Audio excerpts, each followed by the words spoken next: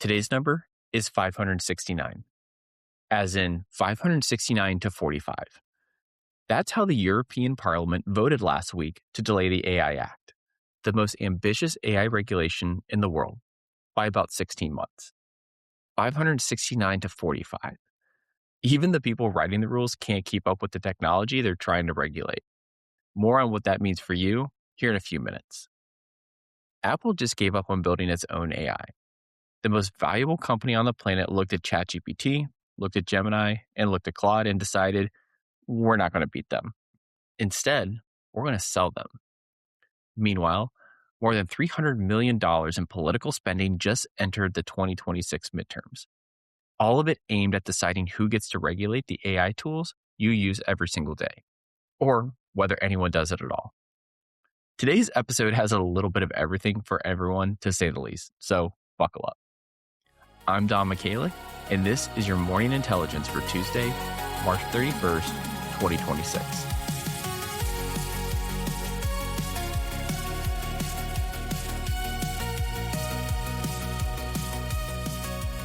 Here's what we've got today. Apple is pivoting to what Bloomberg is calling an app store for AI, giving up on building a frontier model themselves and turning to Siri into a router for ChatGPT, Gemini, and Claude. We'll break down what that means for anyone who carries an iPhone here momentarily. A $100 million pro AI pack just entered the midterms. The EU delayed its AI Act by over a year, and Q1 tech layoffs just hit 60,000. With nearly a quarter now explicitly citing AI in their filings. In today's Deep Cut, a former Google CEO says the vast majority of programmers will be replaced by AI within a year. We'll tell you what he actually means and why the nuance matters more than the headline itself. And we'll close with a social media tool that might actually make you optimistic about AI for once. So let's go ahead and get into it. Let's start with the biggest strategic concession in the AI race this year. And it comes from the company you least expect. According to Bloomberg's Mark Gurman, who has the best Apple sources in the business, Apple has effectively given up on building a frontier AI model. No competitor to ChatGPT, no competitor to Gemini, no competitor to Claude. Instead, Apple is pivoting to what Gurman is calling an app store for AI. Well, here's what that actually means. iOS 27 will reportedly feature a new extension system that lets third-party AI services plug directly into Siri. So, instead of Apple building one great AI assistant, your iPhone becomes a platform where ChatGPT, Gemini, Claude, and others all compete for your attention, routed directly through Siri. Apple is also reportedly creating a dedicated section of the App Store specifically for AI integrations. Same playbook they use with apps, with music, and with payments. Don't build the best product. Build the marketplace where all the products live. And, of course, take your cut. Now, if you've been listening to the show, you might remember Thursday's Deep Cut last week. We talked about Apple's secret deal with Google. Full access to Gemini's models, $1 billion a year, using a process called distillation to make Siri a little bit smarter. That story was about Apple quietly partnering with one AI company to fix Siri from the inside out. This is a little bit of a different angle today. This is Apple saying we're not just partnering with Google, we're opening the door to everyone, becoming the distribution layer. And here's a detail that tells you how it's going. Over this past weekend, Apple Intelligence features accidentally went live for some iPhone users in China, and then they got pulled immediately. It turned out Apple's AI features still rely on Google's reverse image search, which is banned in China. Apple confirmed it was a mistake. The company is working with Alibaba to build a China-compatible version, but it still needs regulatory approval. The most valuable company in the world can't even deploy AI features in its biggest growth market without tripping over someone else's infrastructure. That tells you everything about where Apple stands in this race. So why does all this matter? Well, here's why this is the lead story today and not just an industry story. Most of this audience carries an iPhone. And the way you interact with AI on that phone is about to change fundamentally. Instead of Apple giving you one AI assistant and saying, take it or leave it, your phone becomes a marketplace now. You pick which AI handles your emails, which one manages your calendar, which one answers your questions. That's a real shift here. Whether that's better or more confusing depends entirely on execution, obviously, but the strategic signal is rather clear here. Apple has decided the AI war isn't one it can win by building. So, it's going to win with its distribution instead. The bottom line here, Apple isn't building the best AI, obviously. It's building the mall where all the best AIs live. If you use an iPhone, the biggest change to how you interact with AI on your device is coming this year. And it's not necessarily from Apple, it's from everyone else. It just happens to be through Apple. All right, let's get to today's rundown. Our first story $300 million just entered the AI election cycle. A new pro AI political action group backed by the White House is preparing to spend more than $100 million in the 2026 midterms alone. And it's not the only one in the playbook. Here's what happened. A group called Innovation Council Action launched over the weekend. It's led by Taylor Budowich, a former Trump deputy chief of staff. Their mission is rather simple. Support candidates who favor AI deregulation and oppose anyone pushing for stricter AI laws. They've built a scorecard ranking every single lawmaker on their alignment with the administration's AI priorities. Now, this group alone would be a story, but they're not alone. Add them to Leading the Future, a $50 million operation backed by OpenAI president Greg Brockman, Mark Andreessen, and Joe Lonsdale. And also add Meta's roughly $65 million super PAC. And the total AI-focused political spending in this midterm cycle now exceeds $300 million. $300 million. AI lobbying just became a top-tier political force virtually overnight. Okay, so what?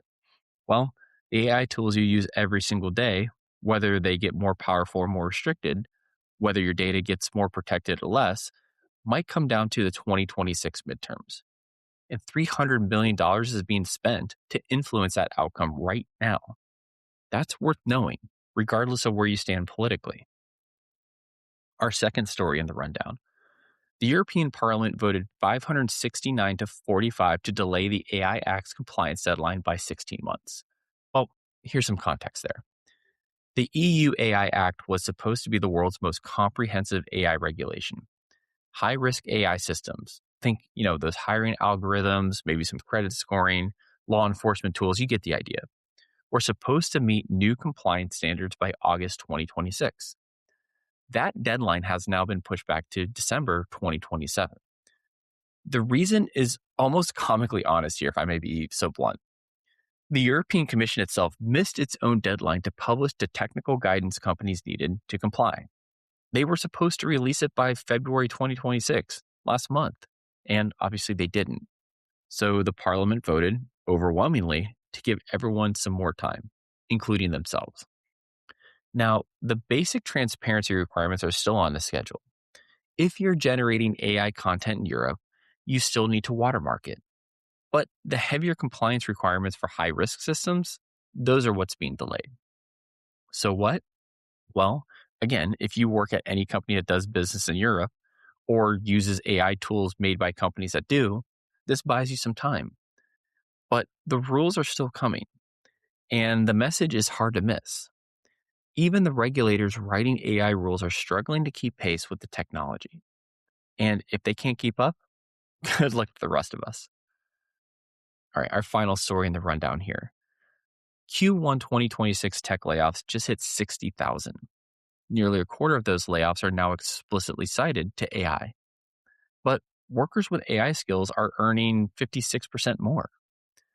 Updated tracker data published Saturday puts the first quarter total at more than 60,000 confirmed cuts across 200 plus companies. That's 15% higher than the number we had almost 2 weeks ago. And here's the new detail. 23% of those cuts now cite AI automation or AI-driven restructuring in SEC filings or other official press releases. Not speculation, not anonymous sources, those are all public filings.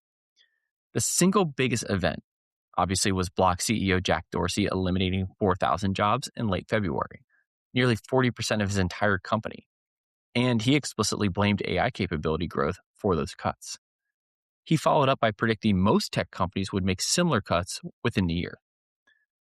But here's the split screen on this one. While 60,000 jobs were cut, demand for AI related positions surged sharply.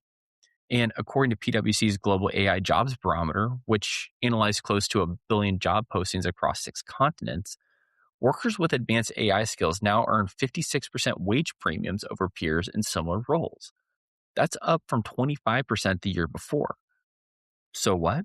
Well, this is the data that should change how you think about your career here. The risk isn't AI replacing you, it's AI skilled people replacing you. If you've been meaning to get better with AI tools but keep putting it off, 56% more. Just think about that. That's not a prediction from a CEO. That's what's happening today. That's in the data today. All right, before we get into our deep cut, quick thing before we keep going here. If today's episode made you think of someone who needs to hear some of this stuff, maybe a colleague wondering about AI in their career, a friend trying to make sense of all the headlines, send them this episode. Maybe drop it into a group chat. It takes all of 5 to 10 seconds, and I genuinely help anyone who helps this show grows. All right, let's talk about a former Google CEO and his very bold prediction. Today's deep cut is about a headline that's been making the rounds this week, and the reality behind it, which is probably more interesting than the headline suggests. Eric Schmidt, former CEO of Google and former chair of the National Security Commission on Artificial Intelligence, and one of the most influential voices in tech, made a remark at an AI and biotechnology summit that has been circulating this week. And the quote that's getting all the attention is this: the vast majority of programmers will be replaced by AI programmers within 1 year. 1 year. That's his claim. And it's the kind of statement that makes a lot of people nervous, obviously, including the 52% of Gen Z listeners who, according to Walton Family Foundation survey, already worry about AI taking their jobs to begin with. But here's where it gets more nuanced than the headline suggests. Schmidt wasn't saying programmers disappear overnight. He was describing a shift in what the job actually is. He described a startup where a single programmer, obviously working with AI, completed a project that would have taken 6 months and 10 engineers at Google to do. The programmer didn't write much code. He wrote the specs. He evaluated outputs. He directed the AI like a conductor conducting an orchestra. But the AI did the implementation here. Schmidt's actual argument: top programmers will become more valuable, not necessarily less, because the skill shifts for writing code to writing specs and orchestrating AI systems is changing along with it.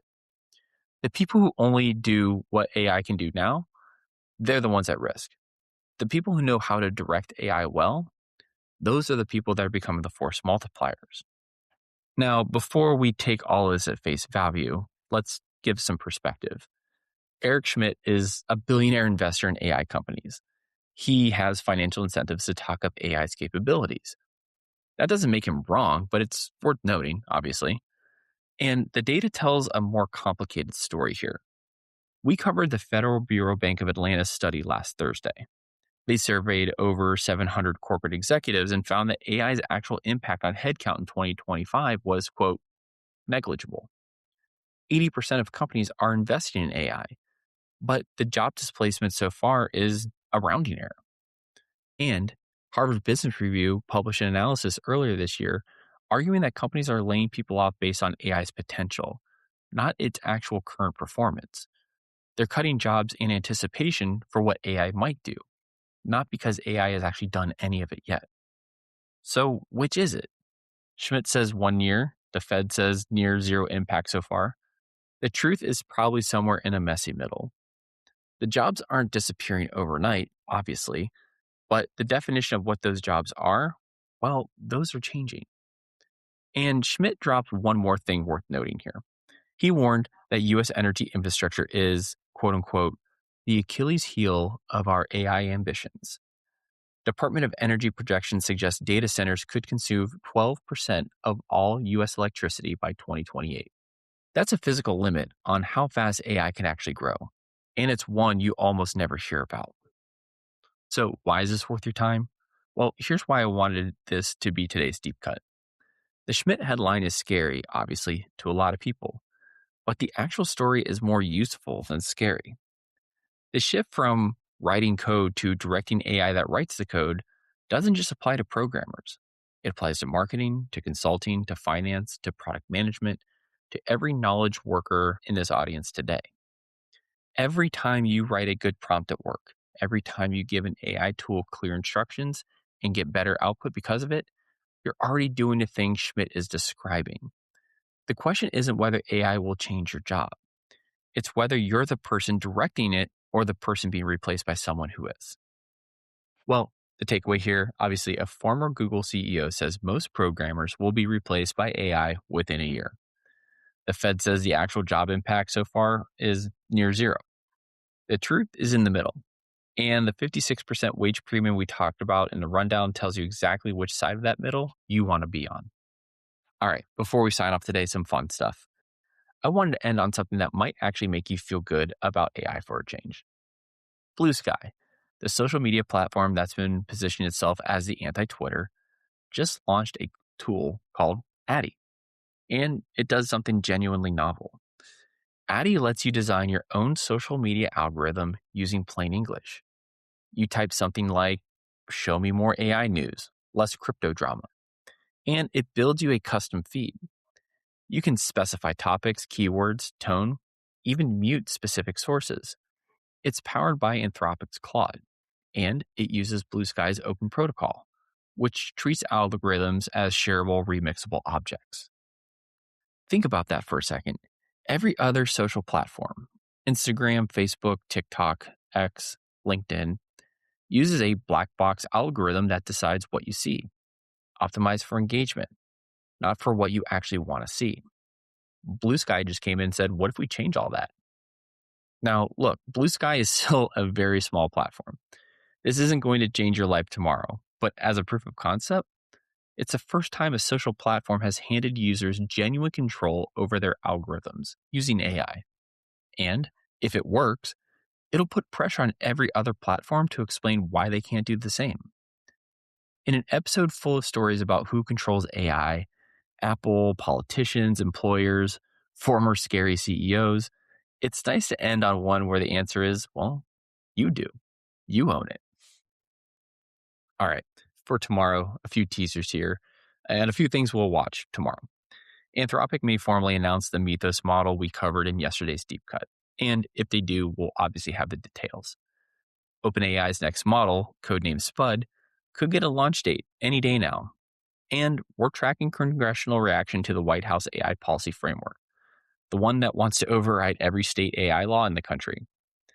Plus, there's a story about a Tennessee grandmother who spent 5 months in jail because AI got it all wrong. We've been sitting on that one for a while now, and it might be time to finally tell it. Who knows? You'll find out tomorrow. And that's Morning Intelligence for Tuesday, March 31st, 2026. If you like what you heard, hit subscribe from wherever you're listening. Share it with that one friend who keeps asking you, hey, what's going on in the world of AI? You know who they are. I'm Don Michalik. Thank you for listening. Have a great rest of your Tuesday.